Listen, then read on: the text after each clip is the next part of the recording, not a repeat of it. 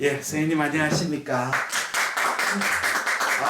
오늘 2017년 1월 20일 토요일 영초사 제7기 오늘 7차 월급상입니다. 오늘 서울에 오니까 눈이 참 많이 대구는 아침에 조금 쌀행 오다가 그쳤어요. 대구는 눈 오면 큰일 납니다.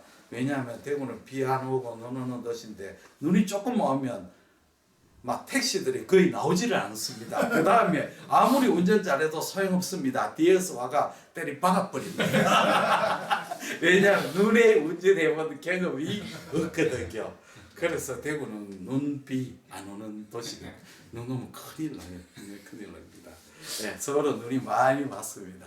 오늘 제가 이제 갑상선 하고 총파 F&A 합니다.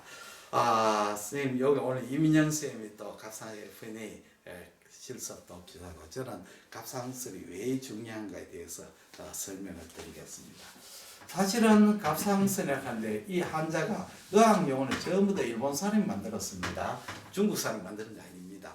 일본 사람이 네덜란드에서 의학이 들어와 가지고 그 네덜란드 그 해부학책을 일본 사람이 번역했는데 제목이 뭐냐면 해체신서입니다.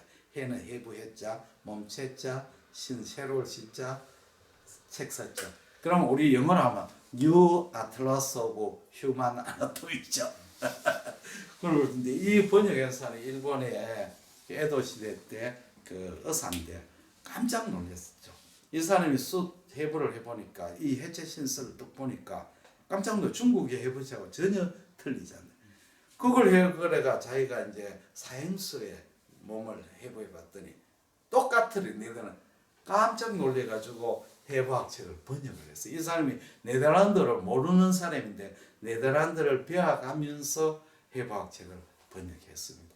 그래서 그 책이 이 사람 깜짝 놀란 게 옛날에 한의학에서는 해부학책 보면 뭐가 없느냐면 유렌트가 없어요. 이렇게 키드니 나오고 유리너리 브레드 사이 유렌트가 안 그려져 있어요. 그리고 근데 옛날에는 그냥 소변이 이렇게 키드니에서 만들어 거기 솔 밀어 들어가 유리너리 브레드 그런 생각했어요. 근데 딱 열어보니까 유렌트가 소변관이 있어가 깜짝 놀랐다. 그런 길이 있습니다. 그래서 갑상이라는 것은 방패갑자입니다. 우리는 나비 모양으로 생각했는데 일본 사람은 방패갑입니다. 그 방패처럼 많이 생겼습니까? 요렇게 사이로드가 요렇게 들으니까 로마 시대 방패겠지 않습니까? 자, 그러면 이 갑상선은 참 작은 장기죠. 목 앞에 있는데 여기는 병이 굉장히 많습니다. 사실은 갑상선 질환은 너무 흔하고 갑상선 질환을 보는 가가 제가 샤알리 볼게 11개가 있어 봅니다. 11개. 그렇게 주인이 없는 거죠. 내과, 외과, 가정의학과, 오만과 다 보는 겁니다. 그래서 URI는 똑같으죠. 기업을 해보거나 종병에 가보면 갑상선 환자가 너무 많기 때문에 갑상선 초음파를 알아야 됩니다. 그런데 갑상선 질환의 진단은 좀 특이합니다. 다른 진단은 우리가 초음파로서 병을 찾고 확진은 대체로 CT, MRI로 하지 않습니까? 그렇죠? 바이옵시 하는 경우는 아주 드물죠. 요새 리버 바이옵시 진단하는 경우는 아주 드물지 않습니까? 근데 갑상선 진단은 임상병력 그렇게 랩하고 히스토리 플러스 그 다음에는 초음파 그 다음에 뭐가 들어갔냐면 F&A가 들어가 봅니다. 그렇죠? 갑상선 환자, 결절 환자를 우리가 CT 찍어가지고 종병이 보내면 욕 바가지로 얻어먹습니다. 왜냐하면 아이다인을 써버리니까 스캔을 못 하잖아요. 스캔할 때. 그렇게 갑상선에서는 CT하고 MRI가 별 역할이 없습니다. 기껏 해봐야 갑상선암이 어느 정도 퍼져 있느냐, 이 정도 인볼브 림프노드가 갔느냐, 이 정도지 병이 이게 뭐냐, 유도암이냐, 여포암이냐 이 진단에는 CT, MRI 아무 소용이 없습니다. 결국은 이제 CT, MRI 역할을 다른 병에서 F&A가 하는 겁니다. 자, 그러면 이것이 어려우냐? 너무 쉽죠. 초음파는 갑상선 초음파는 너무 심플합니다. 심플하고서 어려울 게 하나도 없습니다. 그리고 초음파 기계 중저가로도 충분히 볼 수 있는 장기죠. 그 다음에 FN은 너무 쉽죠. 이거는 뭐 도구 아무 필요 없습니다. 바늘하고만 있으면 되는 아주 심플합니다. 근데 학회를 가보면 제가 이제 학회도 많이들 갑상 해보면 갑상 FN이 강의하시는 선생님들이 유명하신 선생님들이 강의하는 거 보면 그 뭐라 할까 뭔가 좀 1%가 모자랍니다. 이분은 너무 대가시거든. 대가가 초심자를 가르치기가 굉장히 어렵습니다. 왜냐하면 대가는 너무 쉽기 때문에 밑에 사람 초보자들을 가르칠 때는 그거는 당연히 된다 생각하시는데 당연히 되지 않거든요.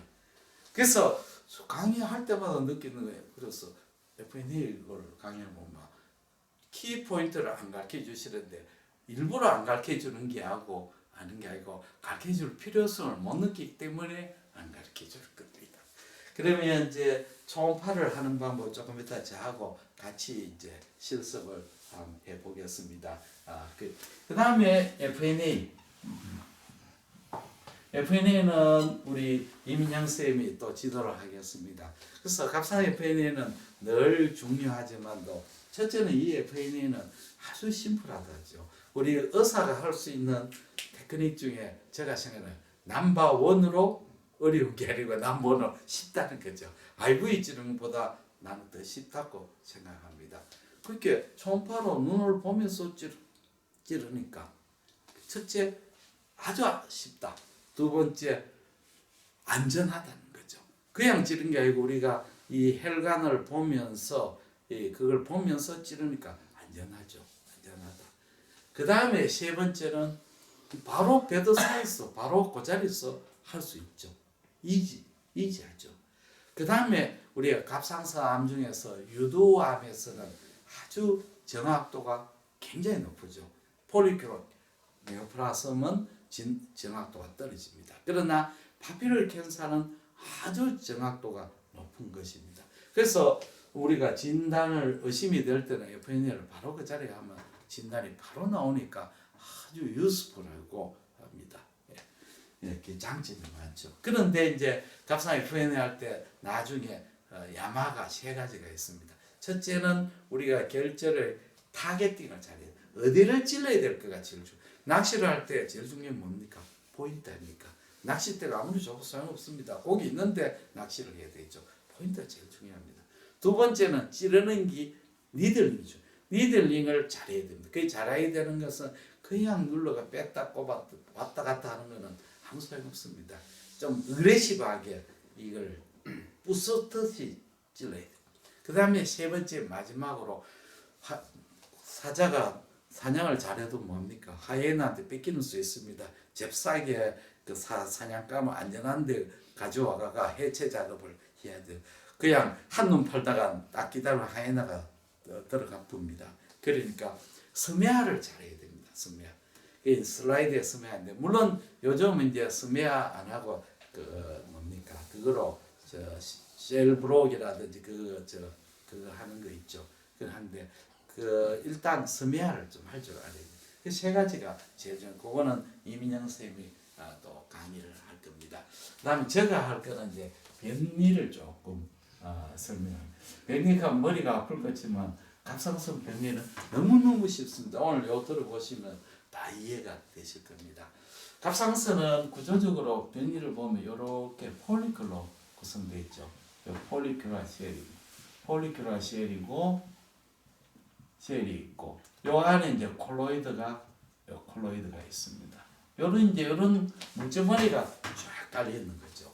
그럼 조금 더 멋있도록 그려보면 요렇게 폴리클이 있는 거죠. 앱세리움이고 여기가 콜로이드. 예. 그 다음에 그 중간중간에 파라폴리큘라 쉘이 있습니다. 요건 파라폴리큘라 쉘은 칼시토닌을 분비하고 요거는 엔도크라인 쉘입니다. 오리진이 틀립니다. 요거는 신경세포라서 그 사람 목 옆에 그 신경강글 뉴럴 크레스에서 쏙 내려와가지고 요렇게 들어옵니다. 갑상선은 턱 베이스에서 밑으로 내려오죠. 그렇게 다른 족보와 다른 놈이 튕겨 들어가는 겁니다. 그 다음에 이제 갑상선을 정상 갑상선 세포가 왜 생겼느냐 요걸 좀 알아야 됩니다. 쉽습니다. 자, 정상 갑상선 FNA를 하면 세포가 요렇게 나옵니다. 세포 하나하나는 첫째는 여기에 뉴클리어스가 요렇게 라운드하거나 오발합니다. 그 다음 옆에 사이토플라즘은 아주 신합니다. 세포질이 연하죠. 사이토플라즘이 아주 신하죠. 사이토플라즘이 신하니까 이 경계가 뚜렷하지 않습니다. 세포질이 진하면 경계가 뚜렷한데 세포질이 연하면 경계가 뚜렷하지 않습니다. 그 다음에 여기 핵막이죠. 핵막이 스무스합니다. 핵막이 스무스. 그 다음에 요 안에 크로마틴이 중요합니다. 크로마틴이 마이크로 그라뉴랄 과립성을 보여요. 마이크로 그라뉴랄 크로마틴입니다. 그 다음에 뉴클레올라이가 여기 핵막이 뉴클레올라이가 이렇게 있습니다. 여기 다입니다. 이렇게 돼 있죠. 그러면 이제 세포질을 하면 어떻게 나오느냐? 두 가지 패턴을 보입니다. 자, 여기 옥수수죠. 옥수수가 이렇게 있습니다. 옥수수. 네, 옥수수를 어떻게 자르냐가 중요하죠. 옥수수를 이렇게 자르면 이렇게 카팅하면 옥수수를 왜 나오겠습니까? 옥수수 알이 이렇게 나오겠죠. 그렇죠. 그렇게 했으면 옥수수 10이고 콜로이드죠. 당연하죠. 별로 안 믿는 거. 진짜 그럴까? 그 다음에 이렇게 자르면 왜 나오겠습니까? 이렇게 보이겠죠. 그렇죠. 이렇게 안 되겠습니까? 이걸 하니콤 패턴, 벌집 모양으로. 하니콤. 그러니까 이런 식으로는 세포가 잘리는 각도에 따라서 그렇습니다. 자, 그러면 갑상선 암 중에서 암은 어떻게? 갑상선 암은 크게 나누면 이제 암 종류가 첫째는 유두암이 있고 하필을 캔서죠. 그 다음에 여포암이 있습니다. 여포암이 있고 그 다음에 역행성암이 있고 그 다음에 림프종이 있습니다. 림프종보다 그거 해야 되겠네요. 메듀러리 캔서 수질암이 있고 그 다음에는 림프종이 있죠. 5가지가 있는데 교과서에 뭐라냐면 유도암이 뭐 70%, 여포암이 20% 이렇게 우리나라는 아닙니다. 우리나라는 95% 이상이 유도암입니다. 그 다음에 여포암은 5% 이하고 역행성암은 0.001 이거는 0.00001 이거는 거의 연래요. 이렇게 좀 특이하죠. 우리나라는 절대 다수로 유도암이 많습니다. 유도암의 많은 원인은 첫째는 우리나라 사람이 유전 인자에서 유도암이 발생하는 그 유전 인자가 있습니다. 그 다음에 두 번째는 우리나라 의사들이 너무너무 열심히 해가지고 유도암을 이잡듯이 잡아내는 겁니다. 노력을 무척 많이 했습니다. 상을 받아야 되죠. 그런 특징이 있습니다. 그러면 이제 유도암은 어떤 크게 나누면 어떤 것이냐? 유도암이란 말부터 정의를 해요. 처음에 이 병을 발견했을 때 조직을 보니까 유도상 구조로 보인다고 해서 유도암이라고 해서 유도상 구조라는 것은 어떠냐 하면 이렇게 되는 거예요. 유도상 구조입니다. 자꾸 어렵게 생각하면 필요 없어. 파이브로바스큘러 번들이 이렇게 있고 여기에 세포가 꽉 뭉쳐 있습니다. 암세포. 이게 유도상 구조입니다. 이렇게 돌출해 유도상 구조죠. 여기에는 파이브로바스큘러 번들인데 파이브로스 티슈 조직에 안에 혈관이 이렇게 가는 거죠.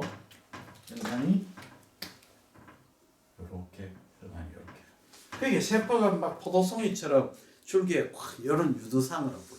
그런데 나중에 조사해 봤더니 이런 구조도 있지만 폴리큘러 네이처를 가지는 여포형 유도암도 있어요. 유도암도 있어요. 이런 유도상 그냥 이런 패턴 두 가지 종류가 있어요. 그래 이제 말이 잘못돼 있죠. 유도암이 아닌데 이것도 그러면 유도암에는 이렇게 병리는 조금 다 있고 구조는 어떤 거예요? 구조를 따지면 구조상으로서 이제 첫째는 침윤행이 있습니다. 침윤행. 예, 잘 들어야 됩니다. 침윤행이라서는 캡슐을 만들지 않고 주위를 파먹어 들어가는 걸 말합니다. 암이 생기면서 우리가 HCC의 결절이 없는 팽창성인데 파먹어 들어가는 게 있죠. 메시브 타입. 마찬가지로 암이 캡슐을 만들지 않고 파먹어 들어가는. 그러니까 이렇게 파먹어 들어가는 거죠. 그러니까 파먹어 들어가니까 캡슐이 없는 거죠. 그러면 어떻게 되겠어요? 경계가 불규칙하죠. 캡슐이 없습니다. 불규칙하고 자, 암세포가 증식이 되면 왜 되겠습니까? 세포가 증식되면 에코가 떨어지잖아요. 첫 번째 시간에 이야기 아니었습니까? 세포가 밀집이 되면 초음파 비임이 통과되가 에코가 떨어지잖아요. 이게 굉장히 중요합니다. 저에코로 보여요. 우리가 갑상결절의 에코제니스가 제일 중요합니다. 저에코, 세포의 증식. 자, 그 다음에 갑상선의 암에서 뭐가 보이냐면 마이크로 칼시피케이션이 보입니다. 마이크로 칼시피케이션이 뭐냐 하면 미세 석회화인데 석회화가 1mm 이하입니다. 마이크로 칼시피케이션 유도암에서 세포가 탈락되거나 되면 이 세포의 주위에 칼시피케이션 이걸 라미네이티드 칼시피케이션 석회화식 이걸 사모마 바디 사립 소체를 하죠. 요 사립 소체가 마이크로 칼시피케이션을 보이는 겁니다. 요거는 아주 작기 때문에 섀도를 동반하지 않습니다. 그 다음에 암이 팽탄상에서 보면 톨러된 와이드.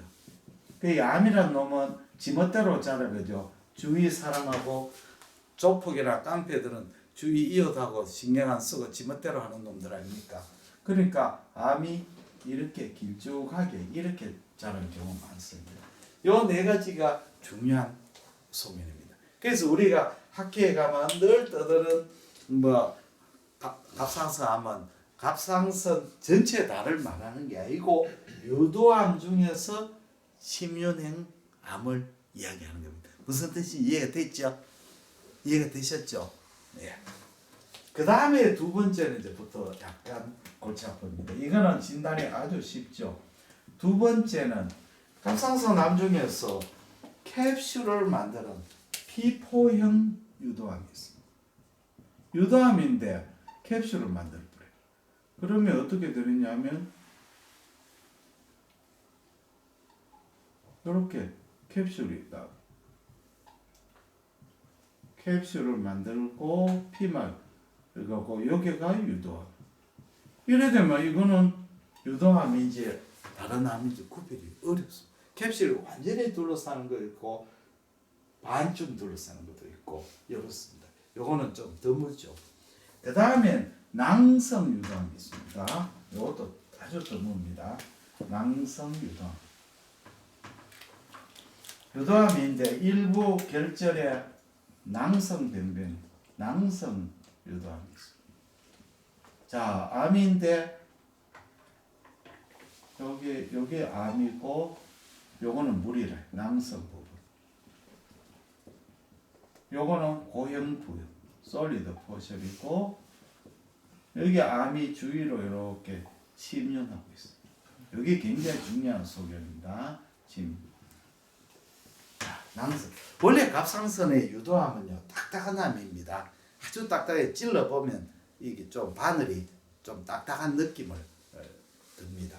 근데 갑상선 유도암은 그걸 잘 안 일으켜요. 네크로시스를 잘 안 일으키거든요. 그런데 이렇게 낭성 변성을 동반하는 갑상선 낭성 유도암이 있습니다. 그 다음에는 또 어떤 타입이 있냐면 드물지요. 쫙 깔리는 미만성 경화성 유도암이 있어요. 우리 암 중에 간암 중에서 그 뭡니까 디퓨즈 타입으로 생각하면 됩니다. 암의 뚜렷한 결절을 보이지 않고 마이크로 칼시피케이션만 보이는 거죠. 그래서 이상하게 갑상선이 결절은 안 보이는데 마이크로 칼시피케이션이 좀 있고 자세히 보니까 약간 조그마한 스몰 아주 작은 노즐이 보이고 마이크로 스몰 노즐 보이고 이거는 마이크로 칼시피케이션 이런 게 있습니다. 그렇죠? 자, 이런 이게 이제 그 형태학적인 겁니다. 그래서 대부분 치명형이 절대 다수고 그 다음에 피포형이고 장성이고 이거는 드뭅니다. 자, 여기 형태적으로 이야기합니다. 그 다음에 조직학적으로 이야기합니다. 조직학적. 이해가 되세요? 네. 엑설런트합니다. 이해된다. 유도암의 조직학적 수 여기 중요합니다. 비율이 어떻습니까? 비율요. 치명형이 아마 95%좀 될 거고 피포해가 아마 5% 미만이고 이거는 0.01% 이것도 0.1. 거의 이거는 생각하시면 됩니다. 요거는 가끔 있습니다. B병은 그러면 폴리큘러 아데노마는 구별이 안 되죠. 그건 나중에 이야기 드릴게요. 피포형이 문제가 되죠. 예, 이거는 이제 폴리큘러 네오플라즘하고 아데노마트 노즈로 구별 안 됩니다. 결국 FNA로 구별합니다. 에코제니스는 제에코거든요. 그렇죠. 예. 자, 그러면 조직학적 소견을 설명을 드릴게요. 이거는 잘 들으면 어렵지 않습니다. 아주 간단합니다. 자, 유두암은 뭐로 진단하냐면 유크레오스를 보고 진단하는 겁니다. 유크레오스. 그러니까 구조를 보고 진단하는 게 아니고 세포 하나만 있어도 진단이 되는 거죠. 유크레오스 보고 진단하는 거예요. 그러면 암은 유도암은 유크레오스는 첫째로 핵막이 일레귤러합니다. 외우셔야 됩니다. 제일 중요한 게 핵막이 일레귤러. 스무스하지 않죠.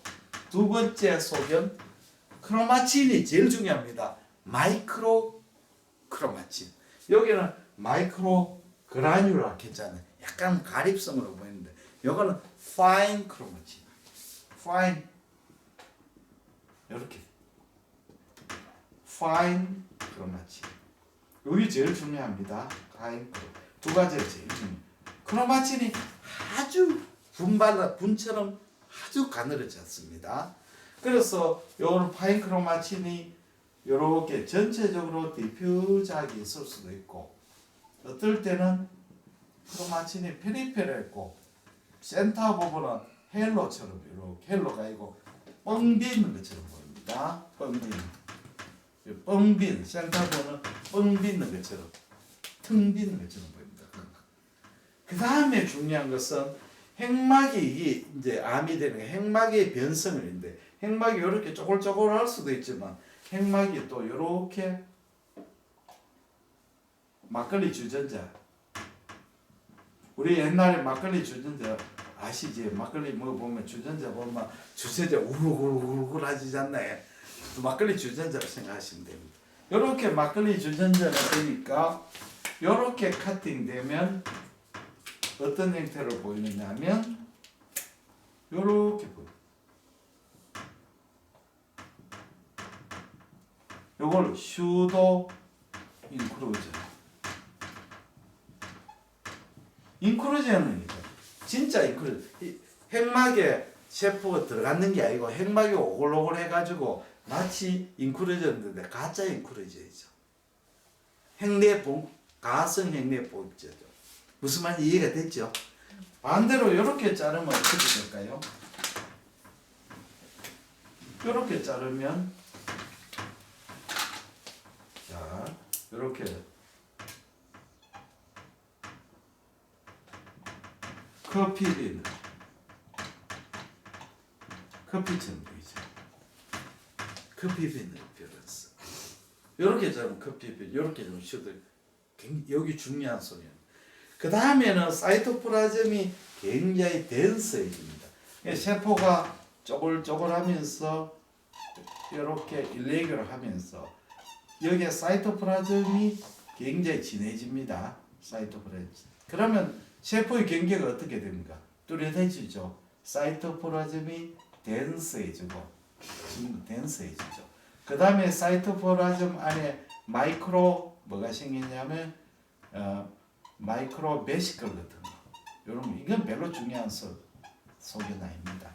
그 다음에는 콜로이드가 덴스해져요. 콜로이드가 아주 덴스해져가 콜로이드가 찍찍한 콜로이드가 보입니다.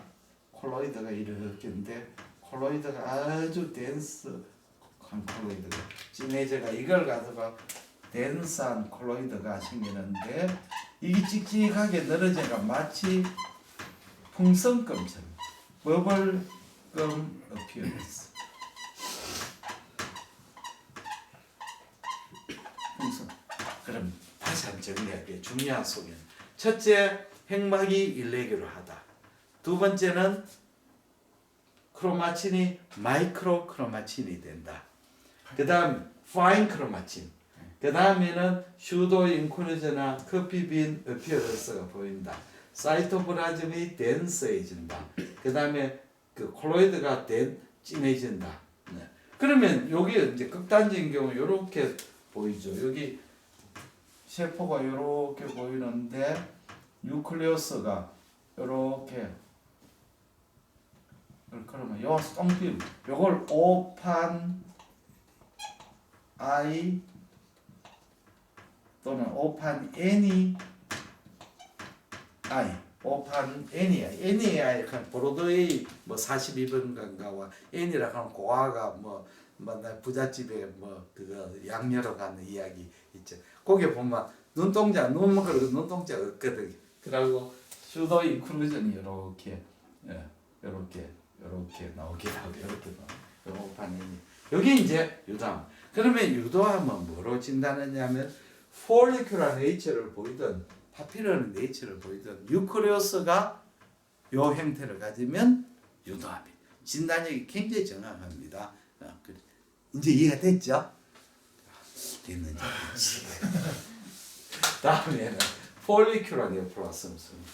폴리큘러 네오플라스즘은 개념이 폴리큘러 아데노마하고 칼시노마를 합쳤는 겁니다. 그 뜻은 뭐냐면 아데노마 칼시노마 구별이 안 돼요. 플러스 칼시노마. 그러면 우리가 이제 칼시노마를 하려면 FNA나 바이옵시로 되는 게 아니고 수술해가지고 잘라가 이 캡슐을 침범하거나 그 다음에 베스를 침범하거나 메타사이스에 있으면 칼시노마, 그게 없으면 아데노마. 무슨 말인지 알겠습니까? 칼시노마는 캡슐 침범, 베슬 침범, 그 다음에 메타사이스. 세포로 구별되지 않습니다. 그러면 폴리큘러 네오플라스즘도 크게 두 가지로 칼시노마도 두 가지로 마이크로 인베이지브, 마크로 인베이지브 또는 인베이지브. 그러니까 조금 침범해. 이 암이 폴리큘러 네오플라스즘인데 암이 일부만 침범했는 거. 이거는 많이 침범해. 두 종류가 있어요.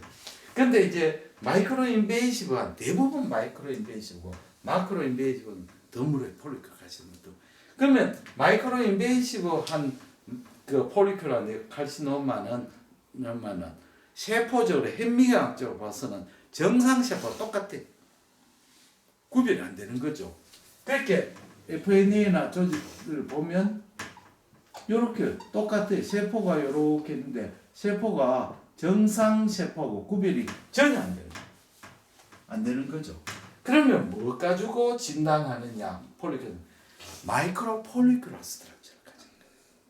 그러니까 우리가 갑상선을 안에는 폴리클이 큰 것도 있고 작은 것도 있고 중간 것도 있고 다양하지 않나요? 그렇죠? 그런데 폴리큘러 네오플라스는 암이 생기면서 마치 서유기에 나오는 손오공이 자기 머리털 하나 딱 뽑아가 후 불면 새끼 손오공이 쫙 깔리는 거예요. 다 똑같은 거예요. 암이 생기면서 작은 폴리클이 막 생기면서 이 폴리클이 커지는 거죠. 그 폴리클이 작은 폴리클이 막 증식해가 큰 결절을 만드는 거죠. 그래서 초음파상에서는 어떻게 나오냐면 자 이게 중요합니다. 마지막이죠. 자 암인데 캡슐을 가지는 거죠. 캡슐을 가지는 겁니다. 캡슐. 그리고 헬로죠. 그 다음에 여기에는 처음 마이크로폴리클을 가지죠. 마이크로폴리클을 가지는 거죠. 마이크로폴리클로 구성되었습니다. 육안적으로 안 보이죠. 마이크로폴리클이고 구성되고 그 다음에 이 안에 콜로이드가 있는데 콜로이드가 덴스하지 않고 루스합니다. 그 다음에 혈관이 아주 풍부합니다. 혈관이 풍부해요. 자, 이런 특징을 가지니까 폴리큘러 네오플라스는 초음파상은 어떠냐? 첫째, 캡슐이 뚜렷한 캡슐을 가진다. 그렇죠? 둘째, 마이크로 폴리큘러로 구성되어 있고 안에 콜로이드 루스하니까 에코제니스가 어떻게 해서 낮겠죠? 저에코든 또는 아이소 에코든 나오지만 일반적으로 에코가 떨어졌다. 그 다음에 혈관이 많기 때문에 네크로시스를 잘 안 일으키는 거죠. 혈관이 풍부하니까 네크로시스 안. 그러면 요거하고 감별해야 될 것은 뭐냐면 요거하고 감별할 거는 폴리큘러 네오플라스하고 감별해야 될 것은 아데노마토스 노듈이죠. 아데노마토스. 그렇게 이제 이 노듈로 하이퍼플라시아를 하게. 자, 우리나라 사람은 갑상선 결절이 너무 많죠. 우리나라, 일본. 왜 그러냐? 아이단을 너무 많이 먹는 거죠. 아이단 너무 많이 먹습니다. 아이단 특히 그 미역도 많지만 다시마가 더 많습니다. 아이단을 많이 먹으면 우리 몸이 안 좋죠. 왜 안 좋냐면 아이단을 먹어버리면 우리 몸에서 호르몬이 갑상 호르몬이 T4가 우리 몸의 액티브로 활락하면 프리 T4로 바뀌어야 되는데 요걸 바꾸는 것이 아이단을 많이 먹고 블로킹 되는 거죠. 그래서 우리 옛날에 와 갑상선 하이퍼사이리즘 환자 수술할 때 루골 솔루션을 먹였죠. 루골 솔루션이 갑상선 호르몬을 프로덕션을 방지하는 게 아니고 루골 솔루션 먹어보면 갑상선 몸에 있는 T4가 프리 T4로 액티브 폼을 가는 걸 블로킹하는 거예요. 이해가 됐죠? 그래서 아이단을 많이 먹으니까 우리 사람은 액티브 폼이 블로킹 되니까 우리 몸에 있는 피추이터리 글랜드에서 사이로드 호르몬이 모자리는구나 하면서 그걸 중과시켜 TSH를. 그러면 우리 몸의 사이로드 글랜드에서 TSH에 아주 리스폰드하는 폴리클이 막 증식하다가 그 다음에 TSH가 다시 정상으로 보면 디저네이션을 일으키는 거죠. 무슨 뜻인지 이해가 되죠? 이런 현상이 생겨. 그러면 아데노마 노듈은 결절이 어떠냐? 캡슐인데 이게 트루 캡슐이 아니에요. 슈도 캡슐이에요. 슈도 진짜 캡슐이 아니고 이거는 진짜 캡슐이고 가짜 capsule. 이게 결절이 자라면서 주위 조직을 컴프레션 해가지고 생기는 가짜 캡슐이에요. 그 다음에 이 안에 내부는 어떻게 했습니까? 헤테로지너스하겠죠. 여기에 낭성 변성도 있고 여기에 출혈도 있고 석회화도 있고 칼시피케이션도 있고 그 다음에 여기는 고에코 부분도 있고 어떻습니까? 아주 헤테로지너스하잖아요. 자, 여기서 재밌죠. 가끔 학회에 가면 부산에 전남대학에 누굽니까? 그 선생님 강우철 교수님 늘 보는 거 계기하고 무섭게 보이는 결절을 보이면서 이게 뭡니까? 아까 악성 그치야 이거 양성입니다. 그게 재밌어요. 우리 갑상선 질환하고 다른 질환하고 참 재밌는 게 우리 리버의 메스가 칼시피케이션 있고 헤머러지 있고 네크로시스 있고 이러면 왜 돼요? 비나인하고 말리건트잖아요. 호모지니어스는 어떻습니까? 비나인이 맞잖아요. 갑상선은 반대예요. 결절이 호모지니어스하면 악성을 생각하고 결절이 헤테로지너스하면 양성이죠. 양성. 네. 전부 다 침묵을 무슨 소리 하는 전부 다 고요한 침을 이렇게 전부 다 그렇구나 그런 얼굴이 아니고 이상하다 거짓말하는 거 아이가 이해를 알겠죠? 예, 이제 이게 제일 중요한 개념입니다. 그러면 우리가 왜 갑상선에 FNA 말고도 하는 방법이 있죠. 코어 바이옵시가 있죠. 코어 바이옵시는 왜 하느냐? 코어 바이옵시는 첫째는 우리가 FNA 하는데 결과가 애매하게 나오는 경우가 있거든. 우리 아웃스락 하는데 ATP하고 언디트민 이거 나오면 이제 그걸 하는 경우가 있고 또 하나는 제일 많은 원인은 폴리큘라 네오플라스미나 아데노마토 노듈이나 감별이 안 될 때는 야입니다. 뭐를 얻느냐 하면 세포를 얻으려고 하는 게 아니고 캡슐을 딱 정확하게 총을 탁 쏴가 캡슐을 낚아채야만이 딱 뜯어놓으면 보면 현미경도 필요 없어요. 육안으로 보면 캡슐이 딱 보이는 거래. 아 이거 폴리큘라 네오플라스미나. 근데 문제는 뭐냐? 정확하게 히팅을 안 하면 왜 되겠어요? 여기서 이렇게 탁 뜯어야지. 이렇게 뜯으면 왜 돼? 캡슐이 안 나오지 않나요? 캡슐이 나오면 폴리큘라 네오플라스미지만 안 나오면 왜 되겠어요? 아데노 노릴 수도 있고 내가 잘못 총을 쏠 수도 있지. 그렇지 않나요? 그래서 이제 코어 바이옵시에 대해서 아산병원이 제일 많이 하죠. 백정현 쌤이 제일 많이 우리나라에서 아마 전 세계에서 최고 논문을 제일 많이 쓰고 전 세계 최고죠. 근데 이제 여기에 대해서 반기를 든 사람도 좀 있습니다. 오대학에서 유명하신 갑상선인데 첫 번째 FNA 파피룰 캔서에 꼭 코어 바이옵시 해야 되느냐? 파피룰 캔서가 테크닉만 늘면 충분하게 더 FNA로 진단되는데 코어 바이옵시는 마치 뭐 하는데 공 잡는데 뭐 소총 뭐랄까 할까 좀 그 하는 것다 좀 너무 리스크가 있거든요. 이거 리스크 있거든요. 그렇게 FNA를 하는데 그 파피룰 캔서에서는 코어 바이옵시는 좀 무리다. 두 번째는 이제 이거 코어 바이옵시가 이 감별을 하는데 사실은 참 그 리스크에 비해서 베니핏이 어느 정도 되느냐 생각을 해요. 그러고 이게 테크닉이 좀 생각보다 좀 어렵습니다. 왜냐하면 정확하게 처음에는 그 에러가 많은데 능수가 잘하는 하면 뭐 아주 잘 되죠. 잘 되는데 생각보다 좀 테크닉을 배우는데 조금 시간이 걸린다 이런 이야기를 합니다. 자세한 거는 뭐 그 정도 됩니다. 그러면 강의를 다 정리를 하겠습니다. 자 우리나라에서는 갑상선 유담이 절대적이고 유담이 포함해 역행성하면 정말 드물어졌습니다. 지금 경북의 영덕 대게가 굉장히 줄어든. 왜냐하면 어민들이 너무 대게를 남에게가 새끼까지 다 잡아가 치우니까 우리나라에서는 역행성암의 원인이 처음부터 역행성암이 아니고 유도암이나 여포암이 역행성암으로 가고 또 비나인 결절이 또 이렇게 가거든요. 갑상선암은 좀 특이합니다.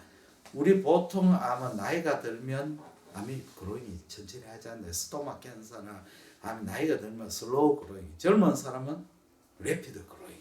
근데 갑상선암은 젊은 사람은 슬로우 그로잉, 나이가 들면 레피드 그로잉. 나이 들면 65세 이하는 갑자기 나빠지는 거죠.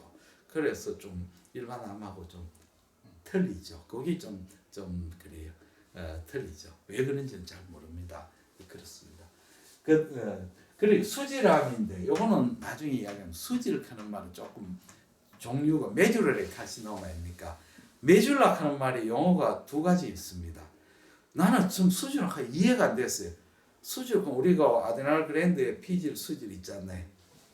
근데 갑상선은 피질 수질 없지 않나? 그래 내가 이상해 가서 병기 가서 물어봤어요. 갑상선에 수질 피질 있습니까? 저 호모지니어스 쓰는데 왜 수질을 해? 야 사전 찾아봐. 메듈라가 무슨 뜻이냐? 그렇죠. 말랑말랑하다는 뜻이에요. 그러니까 수질 피질도 있고 또 소프트하다 하드하다 있어요. 파피룰 캔서는 딱딱한 암이잖아요. 요놈 암은 수질암은 소프트한 암이거든. 그러니까 메듈라리 캔서는 메듈라가 수질 피질이 아니고 연성암이란 뜻이래. 연성암. 그건 나중에 떠서. 요거는 병리학적으로 초음파상으로 특징이 별로 없어요. 특징이 없는데 결국은 찔러가지고 세포학적으로 아주 독특하거든요.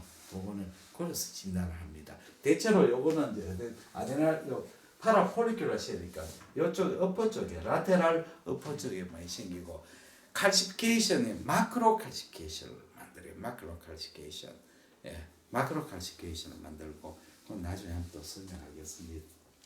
림포종은 아주 제거 림포사이트가 침윤되니까 림포사이트 전체하니까 아주 에코가 떨어지는 거래. 예, 떨어지는 겁니다. 이거는 정말 드물어요. 예. 수질하면 저도 뭐 한 3개밖에 못 봤으니까 정말 드물어요. 예, 드물. 대학병원도 그렇게 많이 보지는 못하는 것 같아요. 우리나라는 뭐 유도암이 절대적이고 그 다음에 여포암이다. 이 정도 외우시고 세포학적으로 다시 한번 복습하면 끝내겠습니다. 유도암은 아주 한 번만 현미경 보면 다 진단할 수 있어요. 그래서 진단에서 갑상선 이 진단이 제일 쉬워요. 여기 나오는 세포가 몇 개 안 되거든요. 첫째, 핵막이 일레귤하다. 핵막이 인바지네이션 대가 슈도 인크루전이나 커피빈 어피어런스를 보인다. 그 다음에 크로마틴이 파인 크로마틴을 생긴다. 그 다음에 사이토플라즘이 덴스하고 안에 베시클이 보인다. 그 다음에 버블검 어피어런스가 보인다. 요건데 가장 중요한 소개는 딱 2개만 찍으라면 이게 아니고 슈도 인크루 이게 아니고 파인 크로마틴 핵막 일레귤라 여기 제일 중요한 소견입니다. 이 슈도 인클루전 커피 빈 어피어런스는 파피럴 캔서 아닌 비다인에서도 보일 수가 있습니다. 보일 수가 있습니다. 예, 그렇게 하시면 됩니다. 요건 아시면 돼요. 자, 이해가 되셨는지 안 되는지 또 유튜브로 다시 복습을 하십시오. 대단히 감사합니다. 재밌